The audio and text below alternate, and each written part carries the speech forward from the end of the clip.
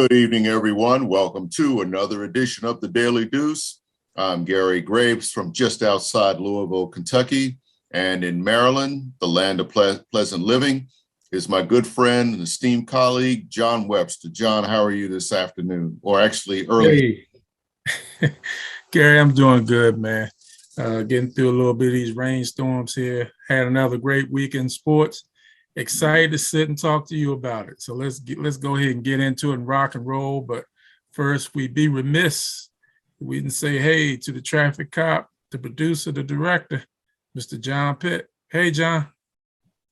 Hey, I'm probably y'all feeling the same way. I'm just glad to be in the air conditioning at this point after that weekend we had at heat wave. Oh man, you ain't kidding. It's all over the place. I can't think of any place in the country that isn't like broiling right now. It's if anybody wants to deny climate change, global warming, whatever you want to call it, man, just go anywhere in the country and put a hot dog on the sidewalk. Forget about frying an egg. See how quickly you can fry a hot dog on the sidewalk. Remember when we used to do crazy stuff like that, John? And get yelled at for taking a perfectly good egg out of the refrigerator to just to play around. We had to have our fun, Gary. Hey man, it was so simple back in the days, the things that could entertain us, we had nothing but time and window air conditioners to come back into. Well, this heat, it doesn't bother me as much as I guess it bothers you and John. I love hot. I love it 95 and 100. I love it. I like that better than 50, 60, 30, 40. Hey, I hear you. I don't like it at 10 o'clock at night though, John. I got to tell you, if it's 95 in the daytime, that's one thing. But when it's still 95 at 10 o'clock at night and it ain't Texas or Arizona, there's something wrong, man. We're moving too close to the sun, or the sun's moving too close to us. I don't know what it is, but now at nighttime, my air conditioner does have to be working. So I'll take that one too. Yeah. Hey, John, we had quite a good week in sports. More than we can discuss here in our time, but I guess the news of the day is yet another rumor about Kevin Durant and where he might land, this time with the Boston Celtics. And among the stories that I saw before we got on the air here is a possible trade with that involves Jaylen Brown and some picks. I don't know if that's going to happen. I've stated before, I think we've stated before, John, that at the end of the day, his best choice is probably going to still to be with Brooklyn. They can still build around him. What do you think? Well, couple things. One, we're back on Kevin Durant again, which is unbelievable.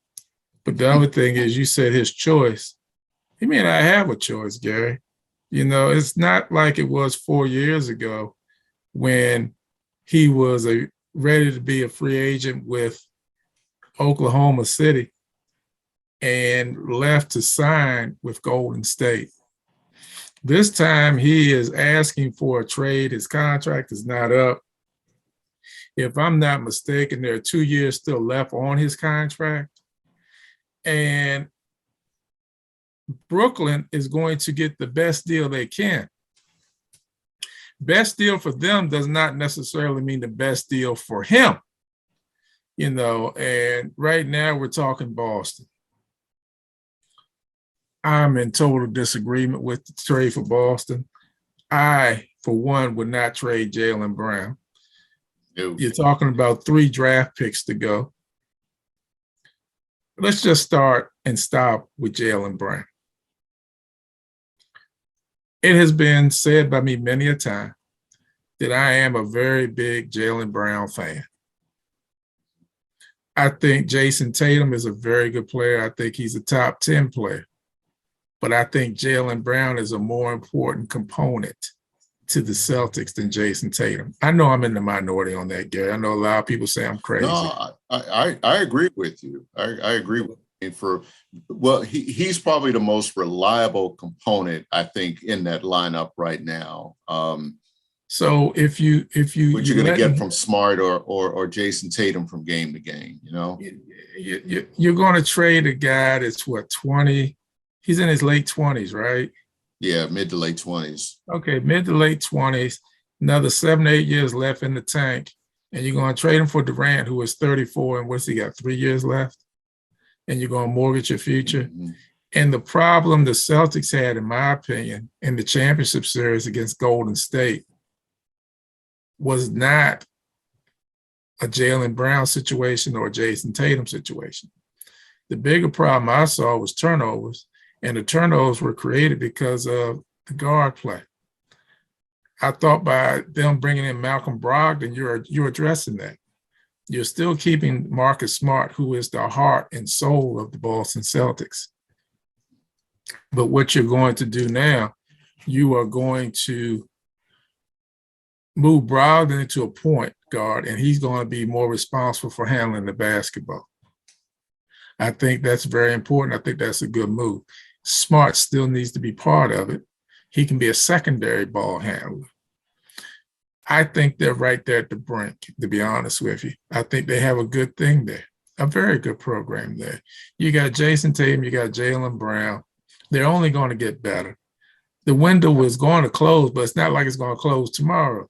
You're bringing in Durant and you're mortgaging your future. I just don't do it, Gary. I just don't get it. I don't think it's needed. You're going to give up Jaylen Brown, 3 draft picks, and probably one more player. And for me, which could be Grant Williams too, which took the words right out of my mouth. Yeah, that's and which I would hate to see. Key person coming off the bench. Why did you're this close? You're that close not because you need another shooter. You're that close because Malcolm Brogdon may push you there, because you need somebody to harness the offense, harness the ball handling, and making sure that you are making the right decisions all the time. That's not going to happen with Durant. Let me be clear what I'm saying to the people out there who are watching our show. I'm not saying Durant is not a good ball head. That's not the point I'm making here. The point I'm making is Durant is going to be an offshoot to get the ball from the point guard to get his shot. He's not going to be a primary ball handler. That's what I mean. And I just don't see why you break up what you got. 3 draft choices, Jaylen Brown. No. Because when Durant's done 3 years from now, guess what you do not have? 3 draft picks that you could use to fill a. And you see, everybody to pick up where he left off. Everybody keeps forgetting. When Durant went to Golden State, he went as a free agent. Klay Thompson stayed. Draymond Green stayed. Steph Curry stayed. Harrison Barnes left. But the nucleus was still there. Nobody got traded. You got a player and you figured it out as far as which players you didn't need anymore, but nobody got traded. Right now, what you're looking at is somebody with 2 years left on their contract, if I'm not mistaken. And if I am Brooklyn, I said this when you first asked me, Gary, the best deal for Brooklyn is not always going to be the best deal for Kevin Durant. It can't be. If I'm looking at Brooklyn, I got to, shoot, man, come on. I got to trade him to where I get the most draft picks and the most players. If I could trade him right now to, and I'm just saying, I'm not saying it's going to happen. If I could trade him right now to Sacramento and get what's his name? De'Aaron Fox in Halliburton. De'Aaron Fox. Yeah. De'Aaron Fox, you one of your Kentucky kids. Isn't Halliburton still there too? Yep. You get him. Who else do I want? Give me one of the frontline players and give me 3 picks. Guess what? Durant's stuck in Sacramento with crap, with nothing. Mm-hmm. Yeah. I mean, we've talked so much. I'm a firm believer in chemistry being everything. When you talk about the nucleus of the Celtics as it stands right now, that lineup got them to the finals. They went 6 games and turnovers were the only thing that really, the biggest thing that did them in. At this point, do you mortgage your present and your future, even though, again, Kevin Durant is an all-time great, but do you mortgage what you have right now and what you could have in the future in terms of really building a stronger team, for Durant? I don't think you do it. And besides, you have to retool almost everything you do to try to run the majority of your offense through Kevin Durant. And, it's just like what we've said about Houston and any team that Westbrook and Harden go to, there ain't that many basketballs to go around. I mean, again, if you're Brooklyn, you have that money, you've got money invested in Kevin Durant. Try to build a team around him. If you unload Kyrie Irving, you're going to get something for him. That's what you use to try to build a team, a contending team around Durant right now while you still have him. I mean, again, any player is one injury away from like really blowing up the whole thing. I don't see Durant as that player right now because I think he's, since his injury, he's learning how to do things differently. He's playing smarter. But again, like you said, the best deal for Brooklyn ain't going to be the best deal for Kevin Durant. And I'm just going to leave it at that. Totally agree, Gary. Totally agree. And let's move on to the nation's pastime, at least while it's still a pastime. Your Orioles, just as you said, they come out of the break, lose 2 or 3 to the Yankees, which you kind of expected. I know you're hurting about that home run, that massive home run that Aaron Judge hit yesterday. And I know you have your questions about why did they pitch to him. So I'm going to throw that one to you since you have more to see about the Orioles there. Well, Friday night's game, they lost 7-6. Judge was a major part of that one. I think he had like 3 or 4 RBIs, a home run, a double. If I'm not mistaken, Aaron Judge is hitting something like 400 against Oriole pitching this year, if I'm not mistaken. Mm-hmm. At some point,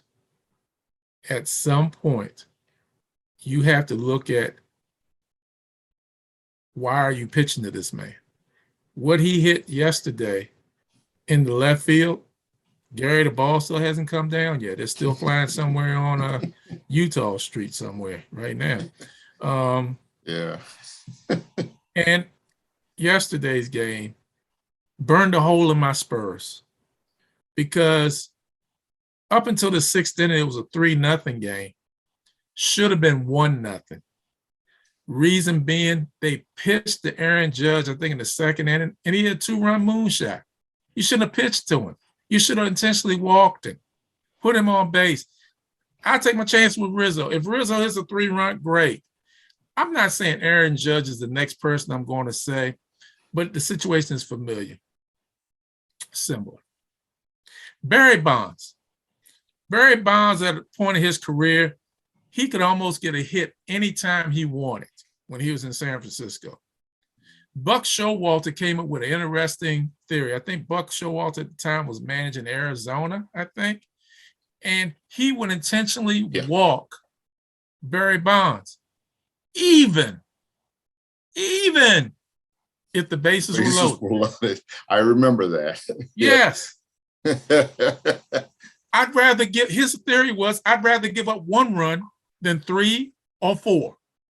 So with that being said, Aaron Judge is having a field day and a Hall of Fame career just off Oriole pitching alone. And he is absolutely positively one of the best in the game. Why pitch to him? Tyler Wells tried to pitch to him Friday night. Tater, double. Why? Saturday, even though the Orioles won Saturday, he still had 3 hits. I mean, he still was doing damage. I mean, 9th inning, it worked out. Lopez had 2 runners on. Mountcastle made a bad error to get the 2 runners. Well, first one came up was Rizzo, I think, and he got on, and then Judge got on with a single. But then you had McKenna, who made an outstanding catch in right field. It was a blooper. he doesn't catch that, a run scores, maybe 2 runs score. Caught it. And matter of fact, I give Brandon Hyde a lot of credit because he made the adjustment in the 9th inning. He brought in McKenna instead of Santander. Santander is a very good outfielder, but he does not have the speed of McKenna. He does not get to that ball. Yeah. They won that one. A good win, 6-3. And, Urias hit a 2-run homer in the bottom of the 8th to give him the 3-run lead, which was a big help. Yesterday, I still go back to it. Should have been 1-0 instead of 3-0. They ended up losing 6. The wheels came off after the 6th inning. But, Gary, you tell me if I'm wrong. You use a completely different strategy if you're down 1-0 as opposed to being down 3-0. Oh, yeah. Yeah. That's my thought. And yeah, you're definitely in a more defensive mindset, especially against a lineup like that. The problem against the New York Yankees, and this is where now they're starting to make the comparisons to the 1927 Yankees. I still think the 98 Yankees were probably as strong as any team as I've seen in terms of just top to bottom, hitting and everything else. But you just have to pick your poison. But pitching to Aaron Judge right now, especially in a walk year, I don't think that's real smart. And it's like you said about Buck Showalter's strategy. Even if you have to pitch to him, you don't pitch to him. You figure out some way to, you give up a run as opposed to say giving up a 2-run blast that's probably still orbiting the earth right now. I'll say this, John, about the Orioles.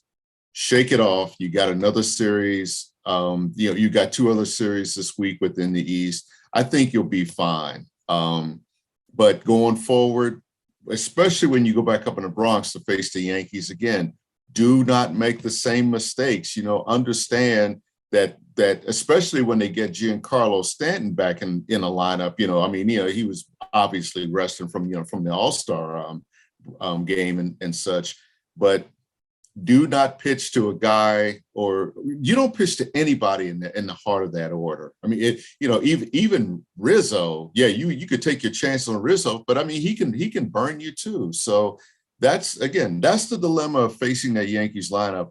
And if you're the Orioles, where you have promising pitching, but not steady pitching, you play it as safe as possible and try to give your young guys a chance, get a few runs on the board or something to at least score and not give the Yankees that opening like you described yesterday or in both of the games they lost over the weekend.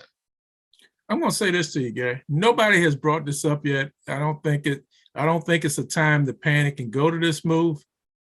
But eventually, if Jorge Lopez does not get back to his shutdown methods that he had early in the year, I can see Bautista being tried at the closer. Bautista, 6'7", and hit them with 102-mile-an-hour fastball that buckled the knees of Giancarlo Stanton, and he struck out. That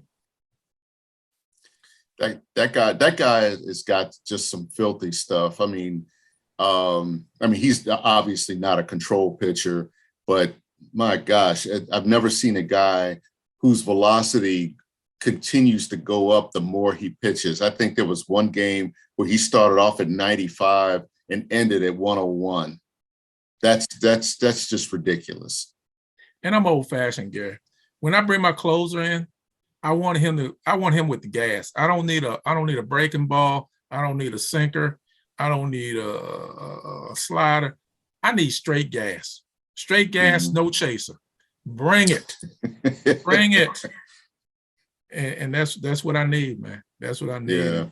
Yeah. I think I'm not saying it's going to happen, but if Lopez does not get back to where he was beginning of the season, he hit a slump in the Minnesota series when he had back-to-back saves that were blown on walk-off home runs.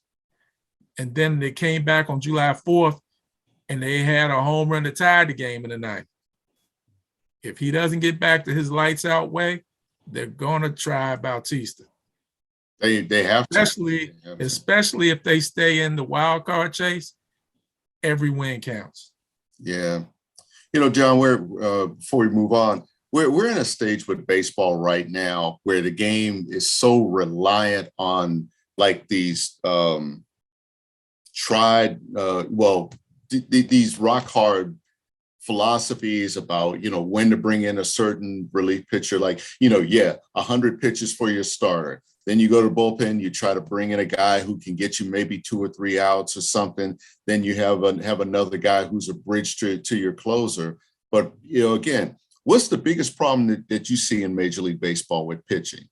There are very few reliable bullpens that are lights out.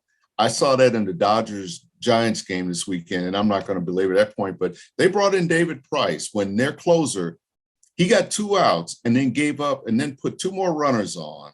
So then they had to bring in Price. Price gives up the 2 runs, strikes out the last guy to end the game, or gets the last out and everything. But that game ended with the tying runs on base.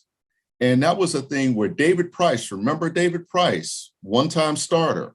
I think he was a Cy Young Award winner who's relegated to the bullpen. And I don't even want to say relegated. It's just when you're the Dodgers and you have so much starting pitching and there's a guy who still has something left in the tank, maybe not 6 innings, but David Price is a guy that you figure could be, your middle guy.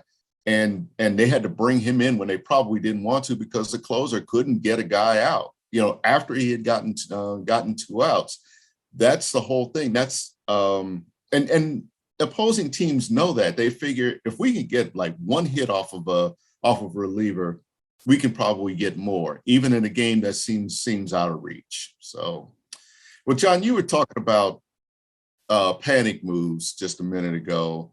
I think right now we're looking at a panic move in Washington with the Nationals and Juan Soto, and panic from the standpoint they're at a push come to shove moment with him. He's got 2.5 years, well, just say 2 years left on his contract there in Washington before he becomes a free agent.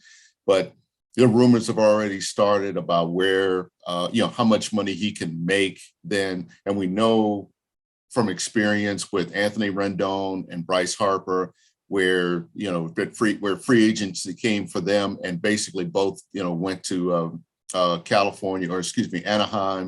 and Philadelphia respectively. And it's not exactly working out for either one of them, but having said that, they took the money and ran. The Nationals, we don't know if they have that money. They're looking to sell the team. We don't know what new management is going to say about trying to keep him or trying to build a team around him. The kid, and yes, I'm gonna call him a kid because he's 23 years old and I'm 61. But yeah, he likes playing here. I think he obviously likes playing for Davey Martinez, but financially, it's an untenable situation for Washington, given that they had to unload so much talent last year when they were within 7 or 8 games of 500, and now they're looking at a 100-loss season.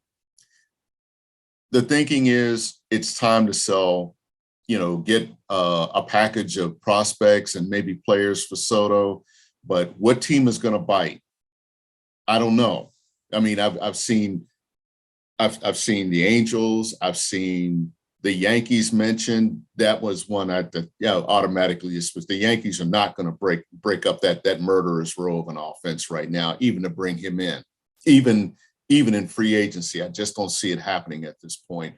But John, I think the Nationals have to do something so they won't get caught short with their best player as they were with Rendon and Bryce Harper. And that's just the way it is. The fate hasn't been kind to them, since the World Series, since winning the World Series 3 years ago. But, that's just the way it is. And you have to figure out where you're going in the future by using your most marketable player and trying to, build for the future. Because I think fans in Washington will say, well, we've got prospects, we lost our best player, but, who do we have to look forward to from somebody else's organization? Well, Couple things. If I'm not mistaken, Juan Soto has 2 years left on his contract too. So that's the first thing. The learners are trying to work a trade out. You're not, in my opinion, you're not going to find the value you need for Juan Soto. It's just not going to happen. I think the learners should be more patient. My reason for that, if I'm understanding correctly, again, they're getting ready to sell the team. Why are you going to sell the team and hamstring the person you're selling it to by getting rid of the best player on the team? Gary, I hear you. I hear everybody loud and clear. Scott Boras is a reason why he's one of the best agents out there. Like him or dislike him, there's a reason why. Yeah, he's there to get money for his players, and he does a good job. But it's not the learner's job right now for them to get the money.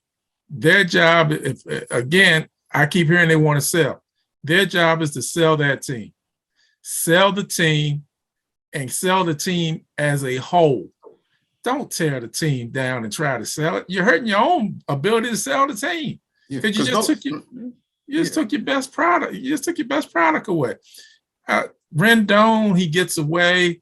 I mean, I hear what you're saying, but Rendon was never going to stay. Let's just be clear about that. Bryce Harper, I think, was talking about staying, but something went sour along the way. He goes to Philadelphia. You let two good players get out of here. Okay, I'll give you Rendon, Gary. I'll give you Rendon. You say he won't stay. Great. I don't even want to argue the point. But I will say Bryce Harper, they need to do a better job of trying to keep that guy there. Now not only this organization get ready to have a reputation. You let Bryce Harper walk away, who is at the time the face of the organization, the best player on the team, and one of the best in the major league. You let him walk away. Now, here you go again. Juan Soto, best player on the team, face of the team. You getting ready to let him trade him away. Are you kidding me? Are you kidding me? Oh, at some point, you have to look what you have and try to keep what you have in place. Trading Juan Soto right now does not make any sense to me. I just don't see it, Gary. I just don't see why it needs to be done, especially since the learners are selling the organization. Why in the world are you going to trade him and sell the team? Why in the world, if I'm supposed to be buying the team from you, why do I want to buy the team now if I knew you sold the best player, if you traded the best player? Why? And then, okay, I just heard today one of the sleeper teams that's going to have a chance at Soto are the St. Louis Cardinals. Yep. Why? Because they have enough pieces in their minor league system who are major league ready players. Gary, they may be major league ready, but are they Juan Soto guaranteed? Well, there's no guarantees, I mean, I know what you're saying, but baseball's free agent draft, your farm system, it's almost like the NFL draft in a sense. It's an inexact science. You never know whether your top players are really going to pan out when they get to that next level. Because how many players have we seen that were can't miss prospects that ended up missing? I want to go back 40 years and talk about David Clyde, but that's that's above the heads of most of the people probably watching us now. But John, you make a lot of good points about this, because you're right. I don't know if you're selling to, say, a Ted Leonsis or something without your best player. and the only reason why I think we're even having this conversation is because the trade deadline is a week away. And with him turning down a $440 million with a capital MILLION, contract for 15 years, that they feel like, well, they've run out of options. Their options are very, very limited because they're not going to pay him $500 million that Scott Boras is demanding. And again, I feel like if you're going to do this, well, you can play the long game if you're Washington. That's what you should do when you've got 2 years. The problem is the longer you wait, teams are willing to wait you out to get a player like him and wait even to the point of letting that contract expire and then get him for nothing, for not having to give up nothing, to give up anything. That's Gary, the dilemma. Gary, this is what I'll say. For you and me, and 90% of the people probably listening to us, $440 million for 15 years is very good money. Yeah. I'll take it. Yeah. But Scott Boras is not going to take it for his client. And honestly, and the Nationals didn't do it. Do you know what the first offer should have been? $500 million. That's what the first offer should have been. He's being talked about in the same breath, even though Judge is going to get more money. You hear Aaron Judge. $500 million should have been the starting point. 440 shouldn't have been the end point, Gary. You're almost, yes, it's 29. What's the math? 29 million a year? Yeah, that's the average annual value, which, with the sneeze at. But see, when you do that, John, when you set a bar that high, other teams, I mean, it becomes a bidding war. And that's something, if you're the Nationals, you make that kind of offer as a good faith gesture or something to make people think that you're in the game. But you really run the risk of like blowing the market up. And maybe it doesn't get there. There's no way $500 million offer that you have to stick by if they decide to do it. There's no way he won't get at least $500 million. There's no way he won't get it. There's no way that Aaron Judge won't get $600 million or $750 million. It's going to happen. And the longer you wait and you don't sign Juan Soto, those numbers, as you said, will go up. They're not going to go down. The ceiling is going to go higher. And they're just.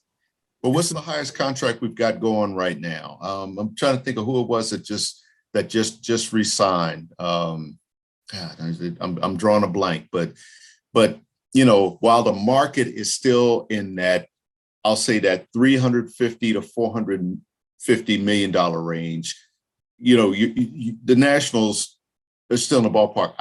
You're right. I think they made a mistake in letting that kind of offer get out there and him turning it down, especially when you know that the quote unquote ceiling might be $500 million. I don't think it's a ceiling. I think it's the floor right now. I tell you what. And that's where baseball is. And it's a game that we might not be able to afford to go to before long. The rest of this week will be very interesting. When's the trading deadline? August 2nd? Yeah, next Tuesday. Next Tuesday, yeah. It's going to be very interesting, Gary. That's Yeah. all I'll say. Yeah. And I'll just say this and I'll be done with it. If you trade Juan Soto, it's the biggest mistake the Washington Nationals organization has ever made. Yep. At this point, I would agree with you. Let's see what happens. I do think a week from now, we'll still be looking at Juan Soto in a Washington uniform. And, we'll just see what happens from there. Because again, it's really the onus is more on what teams are willing to give up for Soto. And I know we've belabored this point, but, it's like at what cost, much like the Celtics in terms of trying to get Kevin Durant, and trying to get Kevin Durant, do you mortgage your future and your present? For the Nationals, it's more about their future and for the teams involved. I mean, if you're the St. Louis Cardinals, you got a ton of prospects, whatever. Do you blow that up when you have a chance to keep on winning the NL Central and maybe get another World Series? So we'll see. But that's the fun thing about sports, about things like this, that we can sit around over burgers, ribs, and chicken. Well, maybe not right now, but and talk about those things. It's been another fun week. Like I said, we didn't even get to track and field. We didn't even get to college football. We didn't get to golf or anything. We just don't have that much time. But I love the subjects that we talked about today, and that's why I love sports, why you love sports, why we love sports, right, folks? Right. Hey, it's another fast-moving half hour. Gary, it's been a blast. You all come back next week. Join us. Go check out some sports. Go have a good time. Have some fun. And we'll see you next week. Take care.